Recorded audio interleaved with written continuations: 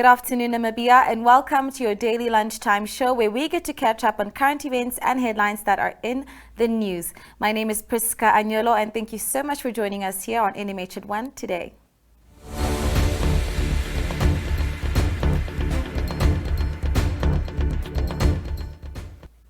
For our first video clip, mass houses handed over at Keetmanshoop. Members of the Keetmanshoop community have benefited from the mass housing development program. 89 houses were officially handed over yesterday that were constructed under the program by the National Housing Enterprise. Do take a look.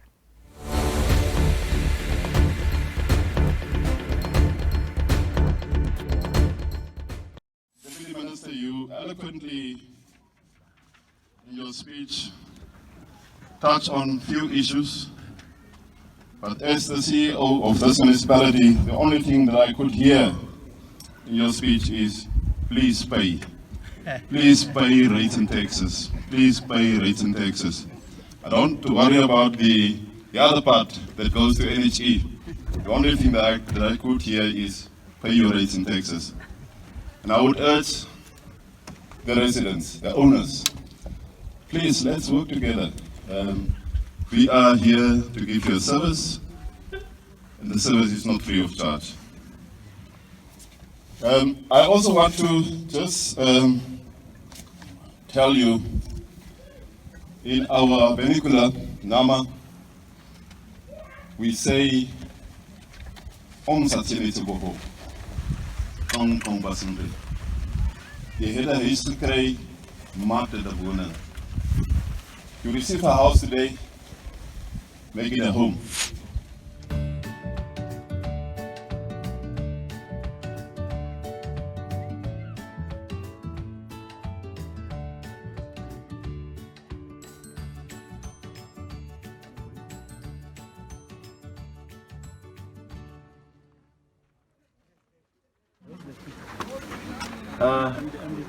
It's now my single and distinct honor to officially cut the ribbon here and open the houses that was built under the mass housing program of government.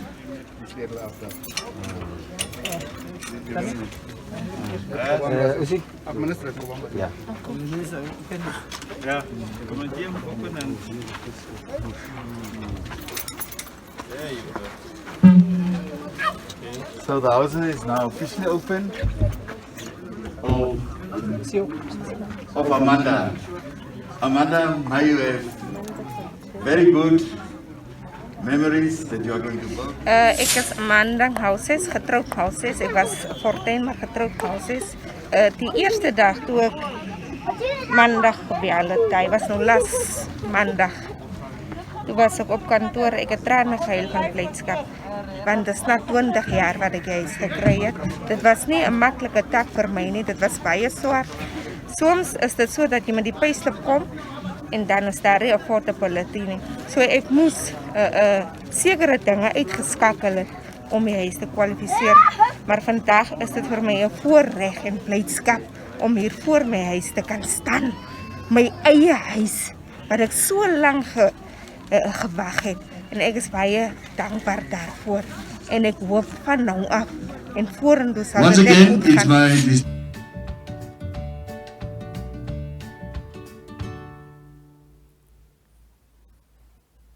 Students up in arms and moving on.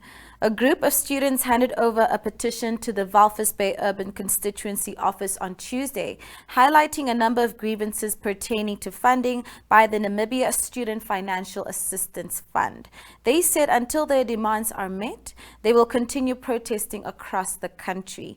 Councillor Knowledge Ipinge promised to forward the petition to the relevant authorities. Leandria Lowe shot this footage. What do we want?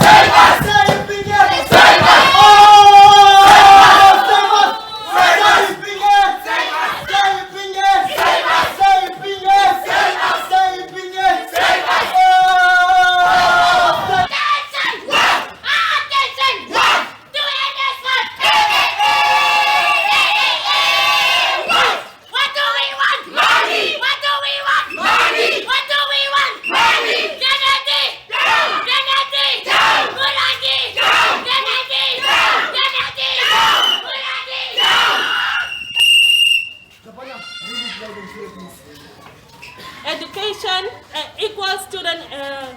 petition to NASFAF regional governors.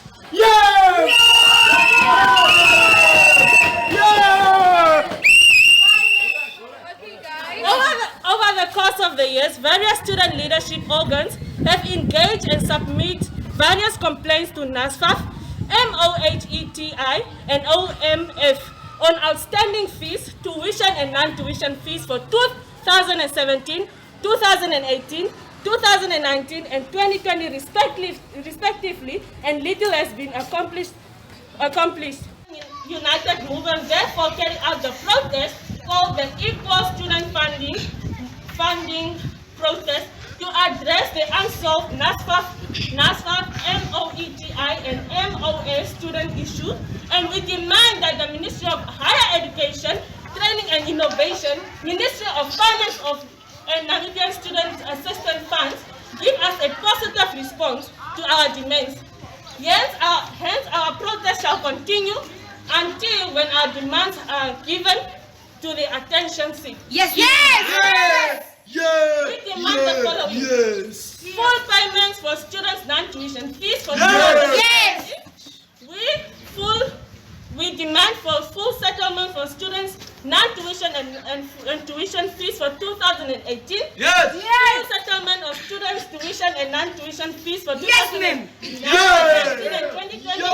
Settlement of the financial aid to Namibian students abroad. Yes. Funding the postgraduate students. Yes. Abolishment of predetermined rate funding. Yes. The withdrawal of the draft of NASFAF's discriminatory funding policy. Yes. Amended to disadvantaged poor students. Yep. The active fund for all the articulating students. Giving contracts to all rejected level 5. Yes. Non-tuition fee for all the TVE, T-Fund students. Re-establishment of the NASFAF regional office back to each region. Yes. Of the CEO position of the NASFAF, NTA, WBTC, NIT, NAST, and NCRST. The removal of the acting CEO,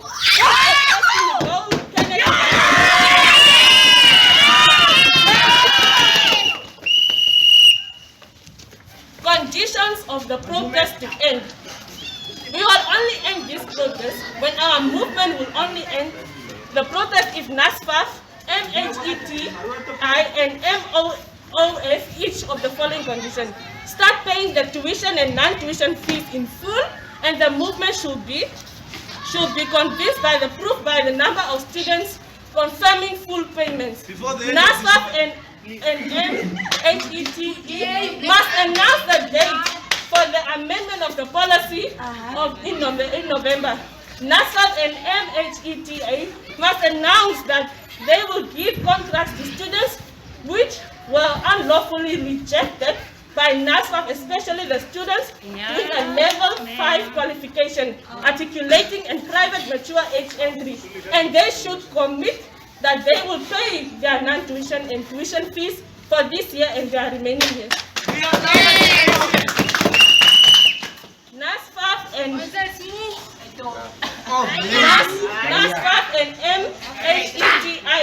must announce its commitment to give BTCs a contract of non-tuition fees for the next year.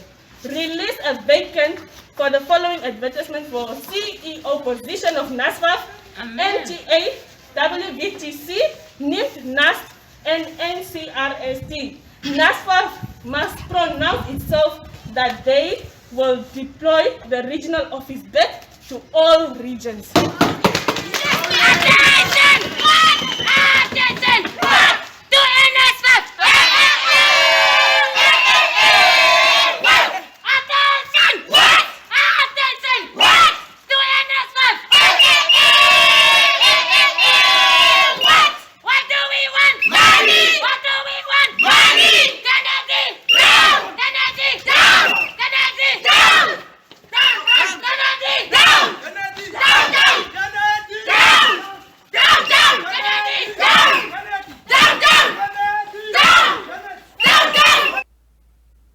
Next up, we move on to our COVID-19 news. And the total of confirmed COVID-19 cases in Namibia currently stands at 12,806. No fatalities have been reported over the last 7 days.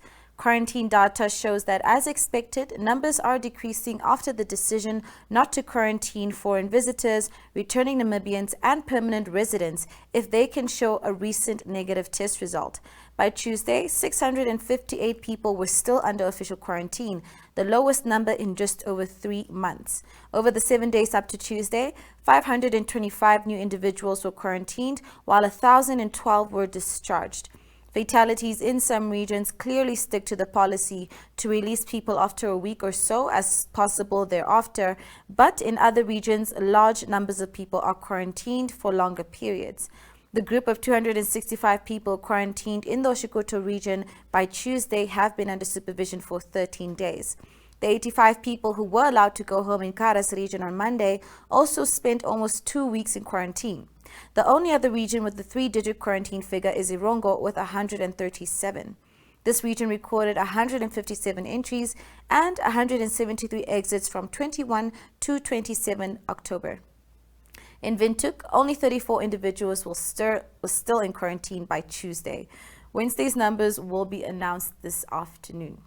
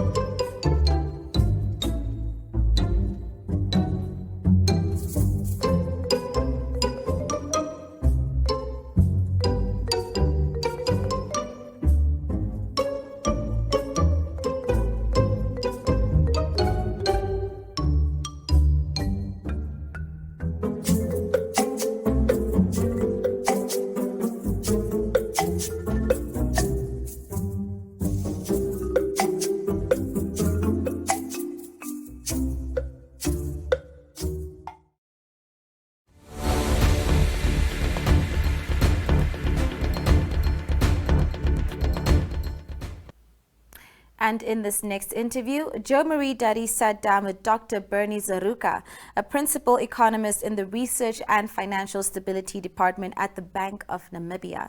Zaruka speaks, among others, about the upcoming 21st Annual Symposium on positioning Namibia to reap the benefits of the African Continental Free Trade Area.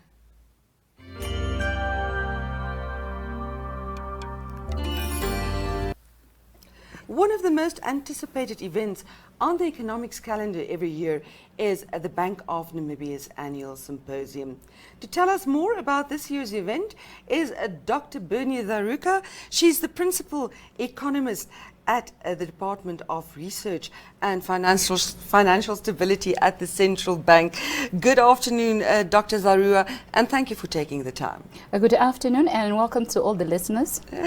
Dr. Zaruka, what is the theme of this year's annual symposium, and also what is its objectives? Thank you very much. Our theme this year is positioning Namibia to reap the benefits of the African Continental Free Trade, which is abbreviated as AFCFTA. Actually, in terms of our event, as you rightly said, since 1998, the bank has been at the forefront of promoting policy dialogue supportive of sustainable economic development. Now, the symposium brings together experts from international as well as local policy makers, academics, and relevant stakeholders to engage and make recommendations on various areas pertaining to the Namibian economy. Now, overall, the main objective of the African free trade area are to create a single continental market for goods and services with free movement of business persons and investment, and thus pave the way for accelerating deeper integration. So actually, that is the main objective of our event, is to try and bring this information to the Namibian public at large so that we can prepare the Namibian business sector ready to harness some of the benefits that will be offered through this free trade area. Yes, of course. Africa and Namibia, of course, very eagerly anticipating this free trade area because of the potential that there is in it. But it's a difficult topic, so I'm sure everybody really looking forward to getting the opportunity for the bond to explain this to us in layman's terms. Doctor, who are the stakeholders at this year's symposium? Now, at this year's symposium, we have invited a number of speakers, some international, some are regional, some are Namibians, to come and unpack the topics for us in terms of the African Free Trade Area, on how Namibia should position itself so that we can benefit from this free trade area. In terms of our event, we are having the Minister of Trade and Industrialization, yes. Industrialization and Trade, Honorable Lucia Ipumbu, to give us the keynote speech. Of course, we do have our own Director of Research and Financial Stability Department, Ms. Floretta Nakusera, just to give us the overview paper on how the current situation look like in the case of Namibia. And then we have invited from the United Nations, the UN Under Secretary General and Executive Secretary of the United Economic Commission for Africa, Her Excellency Dr. Vera Songwe. She will give us a little bit of experience from some international experience. That will be followed by a paper also by Ms. Vin Tim, just to give us a perspective on how the private sector is gearing itself for harnessing some of these opportunities. The other paper is by Ms. Paulina Elako, and she's the Executive Secretary of the Southern African Customs Union, SACU, on the position of SACU on African Free Trade Area. As we all know, countries like Namibia who are part of the SACU, in terms of their position on a free trade area, we were SACU represented us there. So Ms. Elako will give us the perspective of SACU on the African Free Trade Area. And finally, we also do have a representative from the African Trade Area Secretariat, which is hosted in Accra. So Commissioner Sylvester Ojakol will also give us a bit of commentary on the way forward of the African Free Trade Area. So these are all our invited guests. Indeed, a power pack, and I'm sure that we'll get all the information that we want to, and our questions that we still have around the free trade area will be answered. Doctor, sorry there to add there as well. In addition, in terms of the stakeholders, we invited a number of people from government also to come give us what is the position of the government intervention in harnessing our participation into the whole African Free Trade Area. We invited the Captain of Industries in terms of participation. We really relied a lot on the private sector, the people in the manufacturing, the people in all our various production sectors, because actually when it comes to this is more for the private sector to participate, because they are the ones producing goods and services that need to be traded. So for that purpose, we really want the participation of the private sector in Namibia at large. Majority of the information regarding some of these free trade areas are only known by the technicals and officials of government. When it comes to the private sector, they are really excluded. They don't know of these things. So for that purpose, that's why the Bank of Namibia actually came up with this topic and wanting to make sure that the private sector is really participating and getting all the relevant information. Yes, you're very right there. A very technical issue, and public participation or private sector participation absolutely crucial, as they will be the ones that in the end will live this free trade agreement. Dr. Dharuka, can the members of public also partake in this event? Yes, actually this is for the whole public in terms of participation, and your participation due to COVID regulations and restrictions. This time around, of course, it will be through social media. The Bank of Namibia tomorrow, which is Friday, we will be placing a newspaper advert where we'll be explaining all the various social media channels that Bank of Namibia is going to use. So really, I would like to invite everybody to log on to the Bank of Namibia website through its various media platforms, its Facebook, its Twitter page, for all the people who are having all this type of access to the social media. The event will be broadcast live, and I know it will also be on YouTube. So in terms of the handles, the various handles will be in the newspaper tomorrow. Yes, absolutely crucial that the public also sort of get to know the free trade area, as it is going to shape the future of our country and the way going forward. Doctor, as a final point, can you just tell us what date it will be, where it's going to be, how late, and maybe any parting thoughts on your side? Thank you very much. Our symposium is taking place on the 5th of November 2020. It will be hosted at Country Club, where we invited some selected members to attend in person. As I said, the rest of the public, we will be participating via our social media pages. There is also an option where we are going to communicate certain codes to you, where you can post direct questions through some softwares that we are using, the likes of Slidos and so. So you will be able to post your questions, and it will appear on our platform live, and the possibility of your questions to be answered, it is there.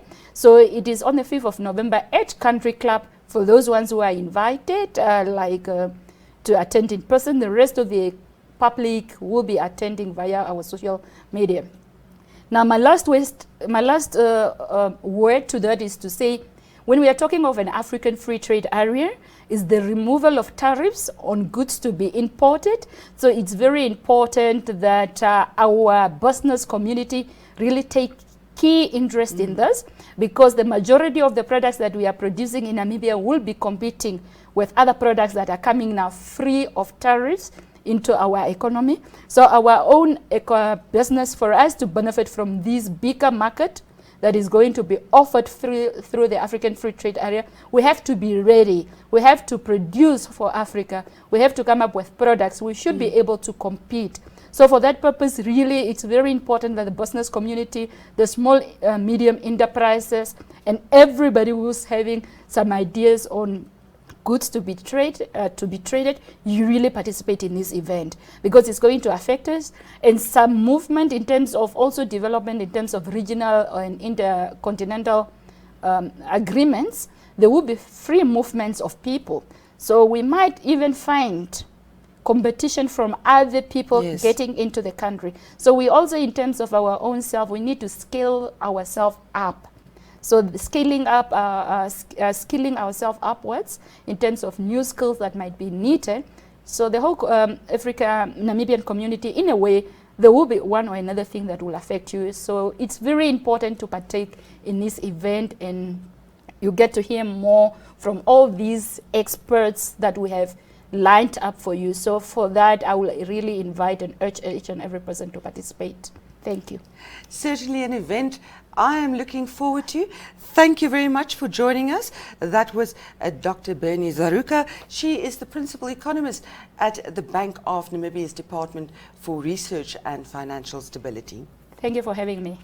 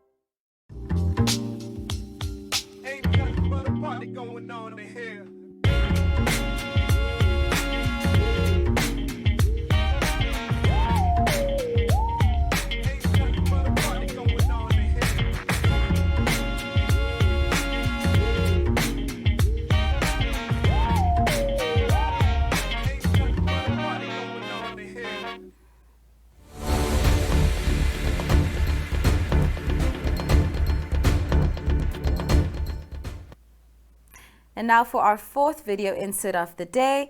A nest egg has never been more significant than in 2020. Alzita Beerkes, the communications manager at FNB Namibia, talks about International Savings Day and the importance of keeping your piggy bank full.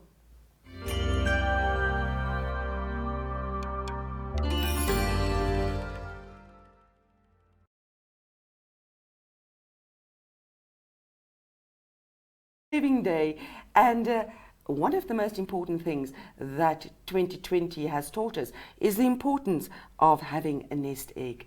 Joining us in the studio is Alzita Beerkes. She's the communications manager at FNB Namibia. Hello Alzita and welcome. Thanks for having me, Joe. World Savings Day. Please just explain the concept to us. So every year we celebrate or commemorate World Savings Day. It's on the 30th of October.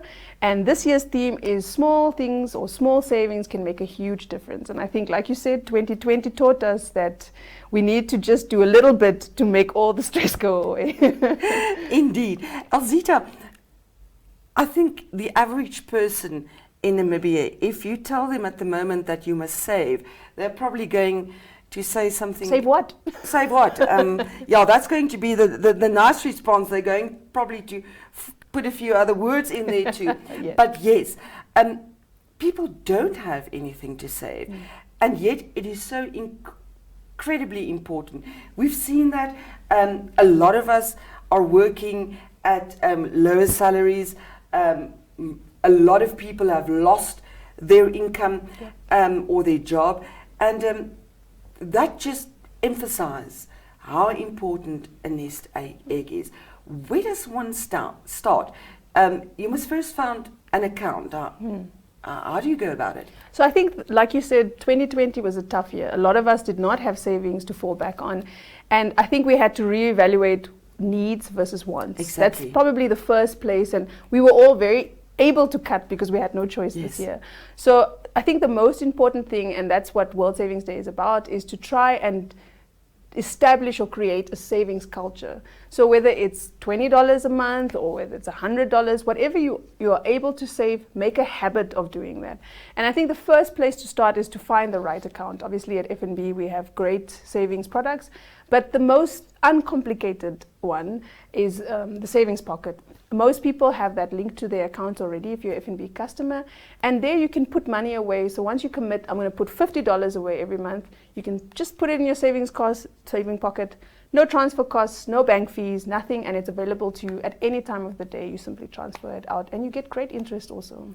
I have to admit, my daughter actually has that savings, you call it a savings pocket. Right. And many a time she's come to me at the end of the month and said, thank heavens there's something left until the end of the month. Yes, of course, especially in Namibia, the savings culture, as you've mentioned.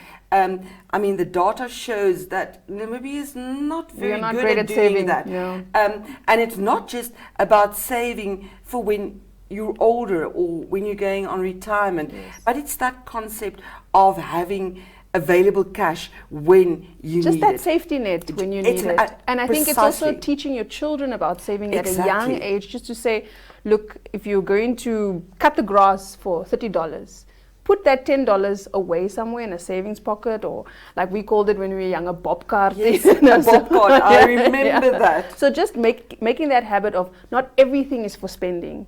And then you also, when times are tough like this year, then you have that safety net that, look, I can still make it for a month or two if my salary is cut or whatever. Yeah, just that confidence that you have, knowing that I have a little bit saved away.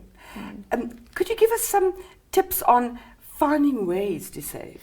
I think the first thing is you should have a goal. You should say, okay, what can I realistically put away without, sometimes we make these grandiose plans. I'm going to save $1,000 that you don't have. So say $20. That's what I can commit to. And then make a scheduled payment. It goes off your account. You never even see that $20, but it's packed away like your daughter, and then you have a nice surprise when you need it. It's there in your safety pocket, a savings pocket. Another great way is find out where you can save, where you can cut. And 2020 has taught us that. Do I need to go out every weekend? Do I have to buy 6 cases of beer? Maybe I should just buy 1 or 2. Instead of shopping every month, maybe I can shop every other month. Instead of getting the fancy butter, maybe I can cut back and take this month just a little bit more affordable and take the difference and put it away. So smaller things that add up, and that's the theme. It's the small things that we can make consciously every day that you can save. But now don't use that for something else. Save it. Save it. And another great way is this year we've all learned to be innovative. We've all gotten side hustles, or we're selling cookies, or we're fixing so-and-so's dress for $20 or whatever. Find ways that you are good at to make money that you can put away as well. That's also a great way to save. Easy ways to save. And it's you've mentioned a couple of times now. That's the one thing that 2020 has taught us, is that we don't really need that much. So going forward, once we're on our feet again, hopefully somewhere in 2021, yes, please. We have now seen that we can actually live with the minimum and then put that away. Exactly. Because there's always rainy days. Yes. Although we love we love rainy days in Namibia, but there's drought coming, famine for the dry day. In Namibia, we say for the dry day. Exactly. Indeed, we do. Alzita, any parting words from you? I think the biggest thing for me is just learn to save. Create a culture. Teach your children about savings, the importance of having that safety net, that confidence, knowing that there's a little something put away. And start small. It can just be $10 every month that makes a big difference in a year or 2 times. We have, as humans, we want to see the fruits of our labor right now. We want to see thousands of dollars, but I mean, life has taught us it's not like that. So at least a $200-300 in your savings account is something you didn't have a month or 2 ago. So just start small and take it from there. And commit to your dreams. Exactly. Stick with your dream. And indeed, small things matter. Thank you very much, Alzita Beekes. She's the communications manager at FNB Namibia.